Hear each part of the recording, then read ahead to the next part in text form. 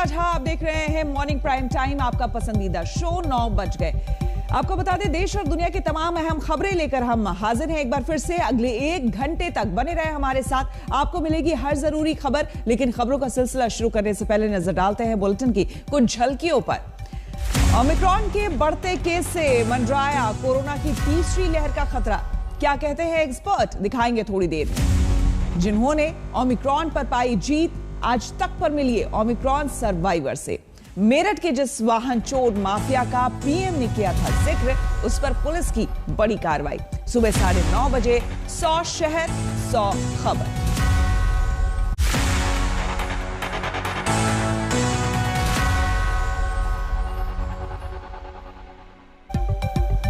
तो बुलेटिन की शुरुआत करते हैं कोरोना के नए रूप से। जी हां, ओमिक्रॉन के खतरे के बीच देश के 2 सूबों के 2 स्कूलों में कोरोना विस्फोट की खबर सामने आ रही है। पश्चिम बंगाल के नादिया कल्याणी के नवोदय विद्यालय में 29 बच्चे कोरोना संक्रमित पाए गए हैं। 218 बच्चों का कल कोविड टेस्ट किया गया था, जिसमें 29 पॉजिटिव पाए गए हैं। इन बच्चों को घर भेज दिया गया है। उधर हिमाचल प्रदेश के बिलासपुर स्थित राजकीय हाई स्कूल दिलग में 23 स्कूली छात्र कोरोना पॉजिटिव पाए गए हैं। इन छात्रों को 14 दिनों के लिए होम आइसोलेट कर दिया गया है। तो कोरोना विस्फोट हुआ है इन स्कूलों में। आपको हम बता दें, जैसा कि हमने आपको बताया, सबसे पहले नादिया से खबर आई, जहां पर 29 बच्चे पॉजिटिव पाए गए हैं। इन बच्चों को घर हालांकि भेज दिया गया है। तो पश्चिम बंगाल और उसके बाद हिमाचल प्रदेश।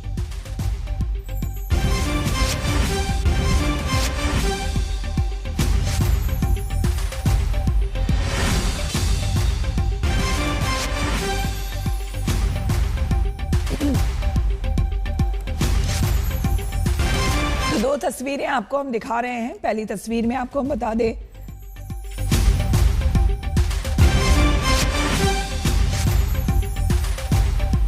तस्वीरें आप देख रहे हैं। पहली तस्वीर पश्चिम बंगाल के स्कूल की देख रहे हैं आप। नादिया में यह खबर सामने आई, पश्चिम बंगाल के नादिया में स्कूल में कोरोना विस्फोट हुआ है, जहां पे 29 बच्चे पॉजिटिव पाए गए हैं। जिसके बाद कई बच्चों का यहां पर टेस्ट आपको बता दें कि किया गया, जिसमें कि कोरोना टेस्ट के बाद 29 बच्चे पॉजिटिव पाए गए हैं। लगभग 218 बच्चों का यहां पर कोरोना टेस्ट हुआ था। कोविड टेस्ट कल ही किया गया था, जिसमें कि 29 बच्चे पॉजिटिव पाए गए थे। उसके बाद खबर आई हिमाचल प्रदेश से। हिमाचल प्रदेश में भी आपको बता दें, बिलासपुर स्थित राजकीय हाई स्कूल दिलग में 23 स्कूली छात्र कोरोना पॉजिटिव पाए गए हैं। इन छात्रों को 14 दिनों के लिए होम आइसोलेट कर दिया गया है।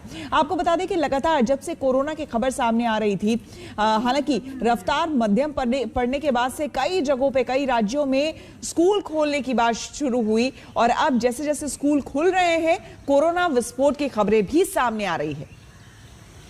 हमारे स्वास्थ्य विभाग में खंड मार्कंड की टीम रूटीन में, जैसे हम स्कूलों के बच्चों का कोविड का जांच करने जा रहे हैं, वैसे ही हमारे हाई स्कूल दिलग में पहुंची।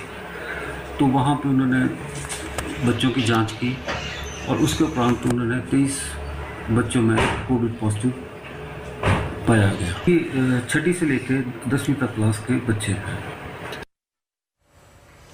और आपको बता दें कि ऐसे वक्त में कोविड के केस ने रफ्तार पकड़ी है, जब ओमिक्रॉन वायरस तेजी से फैल रहा है। देश में ओमिक्रॉन के अब तक 238 केस सामने आ चुके हैं, जिसमें सबसे बड़ा योगदान महाराष्ट्र का है, जहां पर 65 मामले सामने आ चुके हैं। चलिए आपको हम बता देते हैं। देखिए, पूरे देश का हाल बताएं, कुल 238 मामले सामने आ चुके हैं। महाराष्ट्र में 65 मामले सामने आए हैं, वहीं दिल्ली में 57 केसेस सामने आ चुके हैं। और किस तरह से तेलंगाना में देखिए 24 केसेस सामने आ चुके हैं। वैसे ही कर्नाटक में 19, राजस्थान में 22 मामले सामने आए हैं ओमिक्रॉन के। केरल के में 15 मामले सामने आए हैं। अब राज्य सरकारें जो है इस पर ध्यान दे रही है। गुजरात में 23 केसेस सामने आ चुके हैं ओमिक्रॉन के। साथ ही साथ जम्मू में 3 मामले, कल ही पहला मामला सामने आया था। उड़ीसा की बात करें तो 2 केसेस सामने आ चुके हैं। तो इसी तरह से आंध्र प्रदेश में हालांकि 1 ही मामला है, तेलंगाना में 24 मामला है और तमिलनाडु में हालांकि 1 केस अभी तक सामने आया है। लेकिन इसी के मद्देनजर आपको बता दें, देखिए चंडीगढ़ में 1, लद्दाख में 1, अभी 1-1, 2-2 इस तरह से मामले आ रहे हैं सामने। हरियाणा में देखिए 1 मामला, उत्तर प्रदेश में हालांकि मात्र 2 मामले सामने आए हैं। लेकिन उसके बावजूद जो है सरकारों के माथे पर चिंता की लकीर इसने डाल दी है। हालात संभालने के मकसद से पीएम मोदी आज समीक्षा बैठक करने वाले हैं, जो कि अपने आप में काफी अहम बैठक होगी। 2 दिसंबर को देश में कोरोना के ओमिक्रॉन वेरिएंट का पहला केस पकड़ में आया। 22 दिसंबर ओमिक्रॉन मरीजों की संख्या 238 तक पहुंच गई। संख्या भले ही अभी कम हो, लेकिन रफ्तार बता रही है कि आने वाले दिनों में हालात बेकाबू हो सकते हैं। एक दिन पहले ही केंद्र सरकार के स्वास्थ्य विभाग ने इस बात पर मुहर लगा दी है कि ओमिक्रॉन वेरिएंट डेल्टा से 3 गुना ज्यादा संक्रामक है, लिहाजा आने वाले वक्त की तैयारियां दुरुस्त करने का सही वक्त यही है। पीएम मोदी आज कोरोना के हालात पर उच्च स्तरीय बैठक करेंगे। बैठक में ओमिक्रॉन वेरिएंट के खतरे को लेकर प्रमुखता से बात होगी। वहीं दिल्ली के सीएम केजरीवाल भी संभावित तीसरी लहर की तैयारियों पर बैठक करेंगे। यूरोप, अमेरिका और दक्षिण अफ्रीका की तरह माना यही जा रहा है कि भारत में भी ओमिक्रॉन वेरिएंट कोरोना की तीसरी लहर की वजह बनेगा। आईआईटी कानपुर और आईआईटी हैदराबाद की जॉइंट स्टडी में कहा गया है कि फरवरी में देश में तीसरी लहर आ सकती है। स्टडी के मुताबिक तीसरी लहर के दौरान फरवरी के अंत तक देश में 1,50,000 से 1,80,000 रोजाना केस सामने आ सकते हैं। हालांकि ओमिक्रॉन से आने वाली तीसरी लहर इतनी घातक नहीं होगी जितनी डेल्टा वेरिएंट से आई दूसरी लहर थी। अनुमान ये भी लगाया जा रहा है कि तीसरी लहर के पीक पर पहुंचने के बाद डेली केसेस तेजी से नीचे आने शुरू हो जाएंगे। You have totally lost any vaccine protection, and the natural immunity due to prior exposure to Delta is eroding very quickly. We foresee a peak of something like 1.5 to 1.8 lakh cases per day happening somewhere towards the end of February. WHO से लेकर दुनिया भर के doctor और expert Omicron variant को समझने और परखने में जुटे हैं। किसी भी ठोस निष्कर्ष तक पहुंचने में अभी वक्त लगेगा। ये ट्रेंड जरूर दिख रहा है कि वैक्सीन के दोनों डोज लेने वाले लोगों को ओमिक्रॉन से जान का खतरा बहुत कम होगा। तो ओमिक्रॉन जो वेरिएंट है आपका कुछ नहीं बिगाड़ पाएगा। आप स्वस्थ रहेंगे, आपको कॉम्प्लिकेशन नहीं होगी, आपको आईसीयू में जाना नहीं पड़ेगा, आपका ऑक्सीजन लेवल ड्रॉप नहीं होगा। ये बहुत महत्वपूर्ण है कि यदि आपने दोनों डोज लिए हैं तो ये लाइफ सेविंग है, ये प्रोटेक्टिव है, ये सुरक्षा कवच है। सो सबसे महत्वपूर्ण है वैक्सीन, और उसके साथ साथ वैक्सीन के साथ साथ आपके जो कोविड गाइडलाइंस हैं वो उसका पालन कीजिए। एक तरफ फरवरी में आने वाली तीसरी लहर की दहशत है तो दूसरी तरफ वो भीड़ भाड़ जिस पर किसी का कोई काबू नहीं दिख रहा है। दिल्ली के मशहूर लाजपत नगर मार्केट में तिल रखने की भी जगह नहीं दिखती। ऐसा हाल देश भर में है। तो सवाल उठता है कि क्रिसमस और नए साल के जश्न में क्या मंजर होगा। राज्य सरकारों ने अपने अपने तरीकों से जवाब तलाशने शुरू कर दिए हैं। कर्नाटक में नए साल के जश्न पर रोक लग गई है। दिल्ली में भी नए साल की पार्टियों पर बैन है। गोवा में पार्टियों पर लगाम लगाने का फैसला विचाराधीन है। मुंबई में पार्टियों में मेहमानों की संख्या सीमित कर दी गई है। बाकी पूरे महाराष्ट्र में एक बार फिर से स्कूल बंद करने पर विचार शुरू हो गया है। स्कूल को लेकर बंद को लेकर आपने नहीं बताया क्योंकि केसेस आप देख रहे हैं। नहीं, आपको पता है जैसे आपको पता है कि नवी मुंबई की घटना हो गई, वहाँ पे स्कूल 10-15 दिन के लिए बंद कर दिया गया। लेकिन इस तरह से कोई ज्यादा अगर खुशी होती है तो अकॉर्डिंग टू निर्णय लिए जाएं। लेकिन सरकारी फरमानों से ज्यादा ओमिक्रॉन पर अगर कुछ कारगर होगा तो वो है लोगों की खुद की जागरूकता। दूसरी लहर का कहर देखने वाले लोगों को अपनी याददाश्त पर जोर डालना चाहिए ताकि वो मंजर फिर से न दोहराया जाए। आज तक ब्यूरो। आपको बता दें कि ओमिक्रॉन से प्रभावित राज्यों में महाराष्ट्र टॉप पर है। महाराष्ट्र में भी मुंबई में केस सबसे ज्यादा है। ऐसे में बीएमसी ने वहां वॉर रूम तैयारियां की है। देखिए ये रिपोर्ट।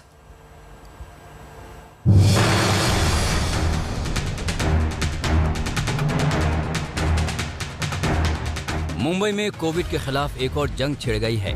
पिछली बार कोविड के डेल्टा वेरिएंट से लड़ाई थी और इस बार ओमिक्रॉन से है। ये मुंबई के अंधेरी ईस्ट में स्थित बीएमसी का वॉर रूम है, जहां से ओमिक्रॉन मामलों पर नजर रखी जा रही है। अंधेरी स्थित है ये वॉर रूम और अलग अलग लोग जो हैं वो यहाँ बैठते हैं। डॉक्टर्स हैं, डेटा एंट्री के लोग बैठे हुए हैं, जिससे हर चीज़, हर डिटेल्स जो हैं वो सही से ली जा सके और लोगों की मदद की जा सके। डॉक्टर्स बैठते हैं। ये जो हम आपको डेस्क दिखा रहे हैं, कोऑर्डिनेशन डेस्क है, जहाँ पर लोगों के फ़ोन आते हैं और जो भी लोग यहाँ बैठे हैं वो सब उनको कोऑर्डिनेट करते हैं और किस तरीके से उनको आगे बढ़ना है या आगे किस तरीके से चीज़ें उनको दिलवानी है, हॉस्पिटल की डिटेल्स हो या बाकी डिटेल्स हो, वो प्रोवाइड करवाते हैं। ये जो वॉर रूम है ये 3 शिफ्ट्स में काम करता है। टोटल 8 डॉक्टर्स है, 8 डेटा एंट्री ऑपरेटर्स है और वॉर रूम कोऑर्डिनेटर्स है हमारे पास। सो 3 शिफ्ट्स में ये काम होता है। एवरीडे हमें एक लिस्ट आती है मॉर्निंग में एपिड सेल से, जो नॉर्मल लाइन लिस्ट होती है जो हमारे वार्ड की होती है। So we start calling them, we start tracing the patients and then उनका जो बेड कंफर्मेशन करके उनको हॉस्पिटलाइज करना है हम वो करते हैं। मुंबई देश के उन कुछ शहरों में शामिल था जहां कोविड का सबसे ज्यादा तांडव देखा गया था। इस बार भी मुंबई में ओमिक्रॉन ने असर दिखाना शुरू कर दिया है। मुंबई में कोविड के इस वेरिएंट के 20 से ज्यादा मरीज हैं। इनमें ज्यादातर लोग विदेश यात्रा से लौटे थे। बीएमसी का ये वॉर रूम इंटरनेशनल ट्रैवलर के लिए कोविड जानकारी का सेंटर बना हुआ है। अभी जैसे इंटरनेशनल ट्रैवलर्स आ रहे हैं हमारे इधर, ओमिक्रॉन वायरस को ट्रेस करने के लिए हम लोग एवरीडे कॉल उठाते हैं। कॉल जो भी आता है कि उनकी क्वेरीज रहती है कि कहाँ से आ रहे हैं ट्रैवलर, एंड देन उसके बाद यहाँ पे आके क्या रूल्स रहेंगे, क्वारंटीन है या फिर होम क्वारंटीन है, कौन सा RT-PCR टेस्ट कराना पड़ेगा, कब कराना पड़ेगा, कितने दिन में। तो ये हम लोग क्वेरी सॉल्व करते हैं उनकी। ओमिक्रॉन की एंट्री के बाद मुंबई में कोरोना के मामले भी तेजी से बढ़े हैं। पिछले 24 घंटे में महाराष्ट्र में कोरोना के 1201 केस सामने आए हैं। इसमें अकेले 490 केस मुंबई से हैं। 7 दिन में मुंबई में कोरोना के केस दोगुने से भी ज्यादा हो गए हैं। 15 दिसंबर को मुंबई में कोरोना के 238 केस थे। 22 दिसंबर को 490 केस हो गए हैं। जाहिर है फिर से एक्स्ट्रा सावधानी की जरूरत है। कहते हैं ना, सावधानी हटी दुर्घटना घटी। पारस हरेंद्र दामा, मुंबई आज तक। ओमिक्रॉन खतरे के बीच एक अच्छी बात यह है कि इस संक्रमण से लोग गंभीर रूप से बीमार नहीं पड़ रहे हैं। दिल्ली में ओमिक्रॉन से संक्रमित पहला शख्स अब ठीक हो गया है। रांची के रहने वाले साहिल ठाकुर के तौर पर दिल्ली में ओमिक्रॉन का पहला केस दर्ज किया गया था। आज तक ने साहिल ठाकुर से बातचीत की है। दुबई में इट वाज नेगेटिव, तो 3 दिन के अंदर अंदर यहाँ आया तो वो पॉजिटिव हो गया। अभी मैंने ऑन द वे किया, फ्लाइट में ट्रांसमिट किया, एयरपोर्ट पे ट्रांसमिट किया, मुझे नहीं पता, बट समवेयर किया उसी बीच में। तो यहाँ वापस आया तो 6 को जब हुआ तो होम आइसोलेशन पे गया तो 3-4-5 दिन घर पे आराम से रूम में रहा। उसके बाद गवर्नमेंट का फ़ोन आया कि आप ओमिक्रॉन वेरिएंट हैं, आपको शिफ्ट किया जाएगा LNJP। तो गवर्नमेंट लेने आई नीचे, खुद स्कॉट किया उन्होंने 2 PCRs के साथ LNJP। वहाँ से ये 12th को 11th को कॉल आया, 12th को मॉर्निंग में 8:30 पे उन्होंने कॉल्स करने चालू कर दिए कि हम नीचे खड़े हैं। I think by 10:30 AM I was at the hospital. Okay. तो बस वहाँ से फिर 3-4 दिन वहाँ पे रहा। ठीक था, not that bad of an experience।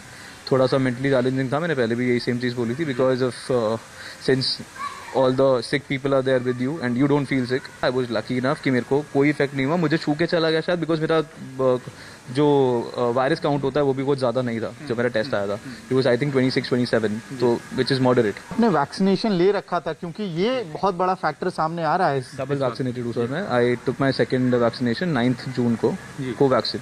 Transmission जल्दी होता है बट ये माइल्ड है। Still this is Covid. अगर कोविड है तो आपको आइसोलेट करना है, अगर कोविड है तो आपको मास्क पहन के रखना ही है। बिकॉज अगर आपको कुछ नहीं है और आपको पता नहीं है तो आप इसको और आगे कहीं भी स्प्रेड कर सकते हो। बिकॉज मुझे नहीं पता था, ना मुझे पता लगता अगर मैं टेस्ट ना कराता तो आप कहीं भी इसको स्प्रेड तो कर ही सकते। और अब बात प्रधानमंत्री मोदी के काशी दौरे की। जी आज प्रधानमंत्री एक बार फिर से वाराणसी में होंगे और करीब 2100 करोड़ की सौगात बांटेंगे। वाराणसी के जरिए प्रधानमंत्री का जोर पूर्वांचल की सियासत को साधने पर होगा।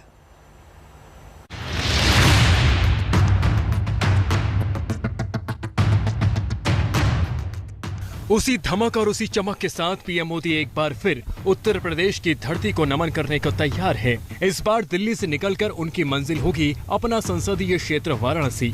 10 दिन पहले ही पीएम ने वाराणसी की कायाकल्प की झांकी पूरे देश को दिखाई थी। आज वादों और इरादों की नई फहरिस्त लेकर वो एक बार फिर भोलेनाथ के दरबार में हाजिर होने को तैयार है। दिव्य काशी भव्य काशी के अपने मिशन को आगे बढ़ाते हुए पीएम मोदी आज ग्रामीण अर्थव्यवस्था को रफ्तार देने वाला इंजन लेकर आ रहे हैं। आज काशी के करख्यांग गांव में पीएम बनास डेयरी संकुलन की आधारशिला रखेंगे। यहां 475 करोड़ की लागत से अमूल दूध का प्लांट लगाया जाएगा। अमूल प्लांट की क्षमता प्रतिदिन 5 लाख लीटर से ज्यादा होगी। लक्ष्य ये है कि इससे पूर्वांचल के करीब 2.5 लाख दूध उत्पादकों को फायदा मिलेगा। 1.5 साल में काम पूरा होगा और स्टार्टिंग में 1.5 लाख और बाद में 1 लाख, कुल मिलाकर 2.5 लाख फैमिली तक इनका लाभ यहाँ से पहुँचेगा। शुरुआत में इस क्षेत्र में और यहाँ से आगे बढ़कर तीनों डिस्ट्रिक्ट जौनपुर, मछली शहर और वाराणसी, तीनों डिस्ट्रिक्ट में भी आगे हम किसानों के लिए काम करेंगे। किसानों के दूध की प्रोडक्टिविटी कैसे बढ़े, पशु की, उनको पूर्ते दाम कैसे मिले और उनको प्रशिक्षित करने का काम भी इनके साथ साथ हम करेंगे। अमूल दूध प्लांट के अलावा भी यूपी की जनता का दिल जीतने के लिए पीएम के पिटारे में बहुत कुछ है। काशी में पीएम मोदी को 2100 करोड़ की 27 योजनाओं की सौगात देंगे। इसमें 50 बेड वाला आयुष अस्पताल, होम्योपैथिक मेडिकल कॉलेज जैसी योजनाएं हैं। इसके अलावा यूपी के 20 लाख परिवारों को घरौनी का अधिकार पत्र भी पीएम मोदी सौंपेंगे। काशी में पीएम करीब 2.5 घंटे का वक्त बिताएंगे। जाहिर है इस दौरान लखनऊ और दिल्ली के डबल इंजन वालों की बात पर ही जोर रहेगा। डबल इंजन की सरकार ने यूपी की महिलाओं को जो सुरक्षा दी है, जो सम्मान दिया है, उनकी गरिमा बढ़ाई है, वो अभूतपूर्व है। उत्तर प्रदेश पर प्रधानमंत्री का कितना जोर है, उनके हालिया यूपी दौरे देखकर आसानी से समझा जा सकता है। दिसंबर महीने में ही आज छठी बार वो यूपी आ रहे हैं। पीएम मोदी ने 7 दिसंबर को गोरखपुर खाद कारखाने का उद्घाटन किया। 11 दिसंबर को बलरामपुर में सरयू नहर परियोजना का लोकार्पण किया। 13 दिसंबर को काशी विश्वनाथ कॉरिडोर का उद्घाटन। 18 दिसंबर को शाहजहांपुर में गंगा एक्सप्रेसवे का उद्घाटन। 21 दिसंबर को प्रयागराज में महिलाओं को सौगात। आज फिर से वाराणसी में होंगे तो 28 दिसंबर को कानपुर मेट्रो का उद्घाटन करेंगे। यूपी का ये नक्शा बताता है कि पीएम और पीएम का पूर्वांचल पर कितना जोर है। इसकी वजह यही मानी जा रही है कि बीजेपी किसान आंदोलन के चलते पश्चिमी उत्तर प्रदेश में संभावित नुकसान को पूरब से पार्टी की रणनीति पर काम कर रही है। वहीं पीएम के ऐसे धुआंधार अभियान के बीच गृह मंत्री अमित शाह भी कल यूपी पहुंच रहे हैं और कई दिनों तक यहीं डेरा जमाने वाले हैं। 10 दिनों में अमित शाह यूपी में 21 सभाएं और 3 रोड शो करेंगे। इस दौरान वो 140 विधानसभा क्षेत्रों तक पहुंचेंगे। शाह के दौरे ज्यादातर ओबीसी बहुल और सीटों पर होंगे। ये सारे काम गरीबों के हुए तो निषाद समाज के हुए या नहीं हुए? जोर से बोलो, हुए या नहीं हुए? मित्रों, यहाँ जो सरकारें चली, सपा बसपा बसपा सपा, इन्होंने जो भी आया अपनी जाति का काम किया। अखिलेश यादव की सभाओं में उमड़ रही भीड़ को बीजेपी कितना भी नकारे, लेकिन अखिलेश की रणनीति जरूर उनकी चिंता बढ़ा रही है। छोटे छोटे क्षेत्रीय दलों को साथ लेकर अखिलेश अपना कुनबा मजबूत करने में जुटे हैं। यही वजह है कि खुद पीएम और अमित शाह योगी के चुनावी रथ के सारथी की भूमिका निभा रहे हैं। वाराणसी से रोशन जायसवाल के साथ आज तक ब्यूरो। और अब यूपी से बढ़ते हैं महाराष्ट्र की सियासत की ओर। आपको बता दें कि महाराष्ट्र के सीएम उद्धव ठाकरे की सेहत को लेकर बीजेपी ने सवाल खड़े किए हैं। बीजेपी कह रही है कि उद्धव मुख्यमंत्री पद संभालने के लिए फिट नहीं है, लिहाजा उनकी जगह किसी और को इस पद पर बैठाना चाहिए। उद्धव के बेटे आदित्य और महाराष्ट्र सरकार के दिग्गज बीजेपी के आरोपों को बेबुनियाद बता रहे हैं।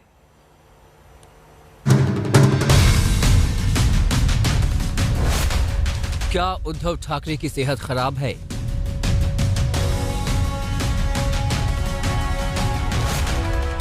क्या महाराष्ट्र में सीएम बदलने की तैयारी है?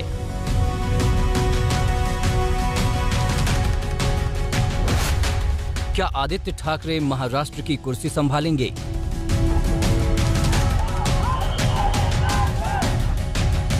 महाराष्ट्र की सियासत को लेकर ये वो सवाल हैं जिन्हें विपक्ष में बैठी बीजेपी तेजी से हवा दे रही है।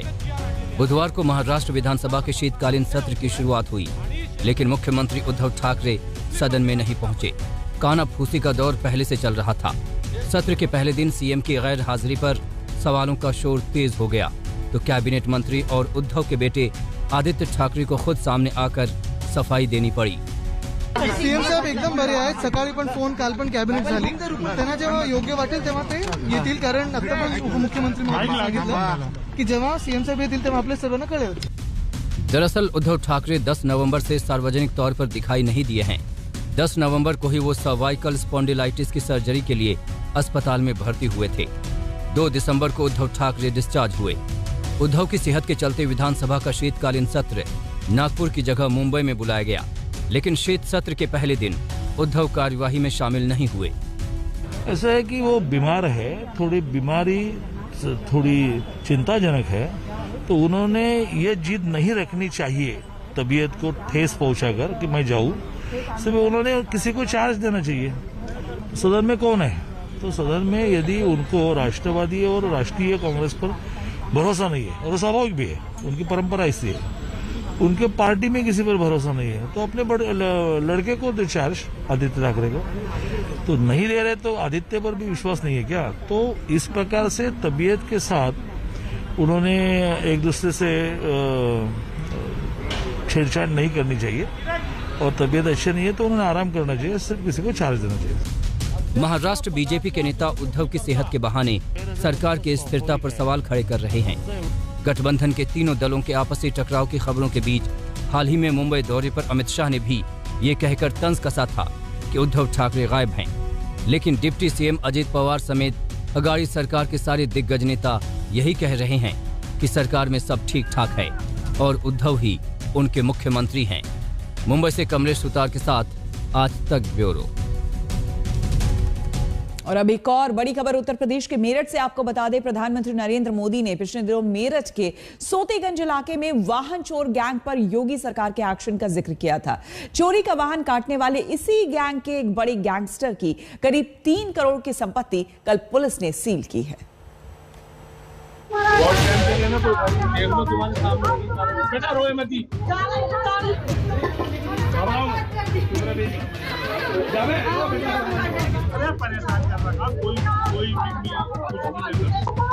ये तस्वीर मेरठ के सोतीगंज बाजार की है।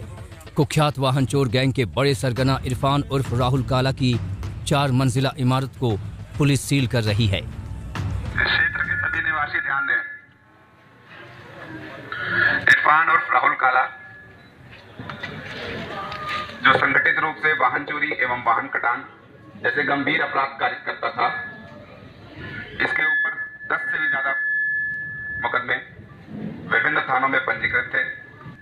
उत्तर प्रदेश गिरोहबंद एवं समाज विरोधी क्रियाकलाप निवारण अधिनियम के अंतर्गत इस संपत्ति को जब्त किया जाता है। मेरठ का सोतीगंज इलाका दिल्ली एनसीआर से चोरी होने वाले वाहनों की कटाई के अड्डे के रूप में कुख्यात रहा है। बताया जाता है कि चोरी की सारी गाड़ियां यहीं पहुंचती थीं और पल भर में इनके पुर्जे अलग कर दिए जाते थे। इसका जिक्र पिछले दिनों प्रधानमंत्री नरेंद्र मोदी ने भी किया था। अब सोतीगंज का एक काली बाजारी वाला बाजार बंद कर दिया गया है। भाई और बहनों, जिनको माफिया का साथ पसंद है वो माफिया की ही भाषा बोलेंगे। वाहनों की अवैध कटान की कमाई से ही इरफान करोड़ों की संपत्ति का मालिक बन बैठा था। गैंगस्टर मुकदमे में चल रही कार्रवाई के दौरान कल उसकी 3 करोड़ की संपत्ति जब्त की गई। इसमें नीचे कई सारी दुकानें कटरा है और ऊपर इसमें 3 मंजिला मकान, लगभग 3 करोड़ रुपए की संपत्ति है। इसमें इस संपत्ति के अलावा 3 वाहन और हैं इस अभियुक्त के नाम पे, जिनको और जब्त किया जा रहा है। गैंगस्टर इरफान की जिस बिल्डिंग को सील किया गया उसमें कई किराएदार थे। पुलिस जब बिल्डिंग सील करने पहुंची तो महिलाओं ने विरोध करना शुरू कर दिया। कुछ महिलाएं रोती भी नजर आईं। घर से बेघर होगा तो रोगा नहीं इंसान। कहाँ जा रहे हैं आप लोग? कहाँ जाएंगे? इनको कोई घर ही नहीं है। हम कुछ नहीं कर। कब से रहते हैं आप? बहुत टाइम से रहना, कोई घर ही नहीं है इनके। हालांकि पुलिस का कहना है कि उन्हें मकान खाली करने का नोटिस दिया गया था। तो 1 दिन पहले नोटिस दिया गया था कि यह संपत्ति के रद्दीकरण का आदेश पारित हो गया है और संपत्ति को खाली कर दिया जाए। इसका अनुपालन उन्होंने नहीं किया। आज इस वजह से इनको यहाँ छोड़ दिया। वाहनों की कटाई के लिए कुख्यात सोतीगंज बाजार से पुलिस अब तक 55 करोड़ से अधिक की संपत्ति जब्त कर चुकी है। फिलहाल इरफान उर्फ राहुल काला जेल में बंद है। उस्मान चौधरी, मेरठ, आज तक। तो एक तरफ अपराधियों के खिलाफ यूपी में एक्शन हो रहे हैं, दूसरी तरफ अपराधी भी अपनी तरफ से पुलिस को चुनौती देने से बाज नहीं आ रहे। कानपुर में कल एक वरिष्ठ अधिवक्ता की हत्या हुई तो संभल में सरसों तेल कारोबारी से 5 लाख रुपए की लूट हुई। मेरे पापा मर गए कल। मेरे पापा मर गए। अरे एक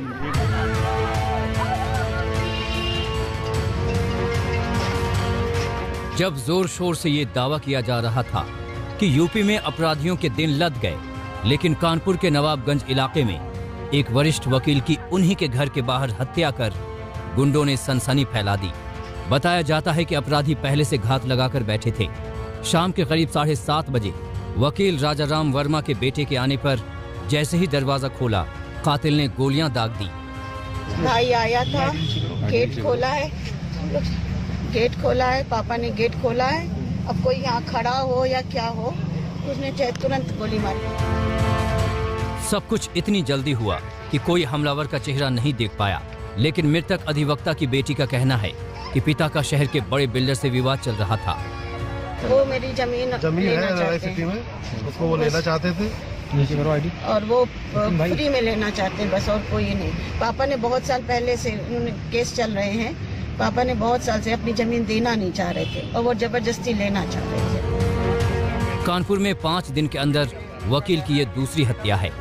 17 दिसंबर को कानपुर कोर्ट में बार एसोसिएशन चुनाव में वकील गौतम दत्त की हत्या कर दी गई थी। वो कार्रवाई चल रहा है, टीम लगे हुए हैं और जितना जल्दी हो सके उतना जल्दी आरोपी को पकड़ लेंगे। यूपी में बेखौफ बदमाशों की ये तस्वीर संभल की है।